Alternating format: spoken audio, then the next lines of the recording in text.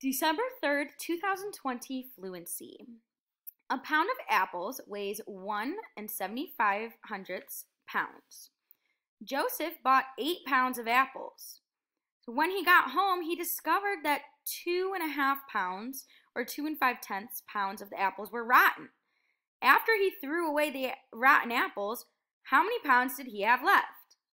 All right, so we're going to take a look here. First part we need to figure out is how many did he buy? So 1 pound weighs 1 75/100 pounds.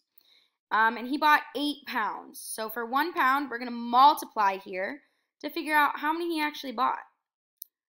So I'm going to put that in, well, let's put in purple. Sure, why not? So 1 75/100.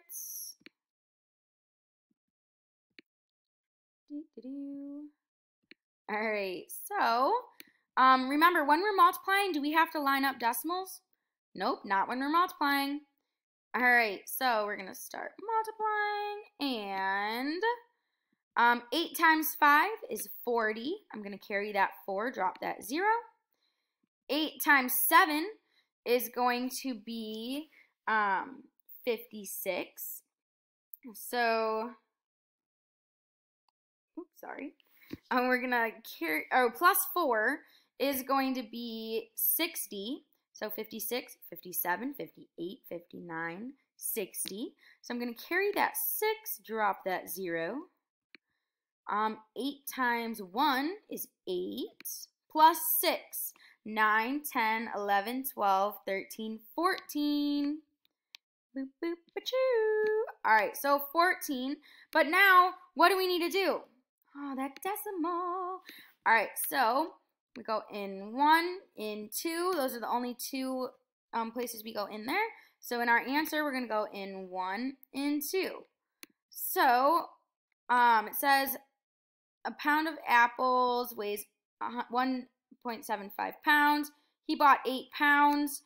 So he got $14. He paid, well, it weighs 14 pounds. So 14 pounds of the apples is what he brought home. So 14 pounds. When he got home, he discovered that 2.5 pounds of the apples were rotten. So 2.5 pounds of the apples. So of the 14 pounds, 2.5 pounds of them were rotten. So we need to take this 14 and we need to subtract 2.5. So 2.5. So I'm actually going to remove that, and I'm going to move this down a little bit. So now I can subtract. 14 minus 2.5 pounds. 2.5. You also don't technically need that 0, but you can definitely put that 0 if you want to. We can keep that. All right, so now 0 minus 0 equals 0. 0 minus 5. Oh, wait, I forgot to tell you. Well, I forgot to remind you. When you're adding or subtracting decimals, line them up. All right, now, 0 minus 5. Oh, we can't do that. So, I need to order, bring to front. Okay, perfect.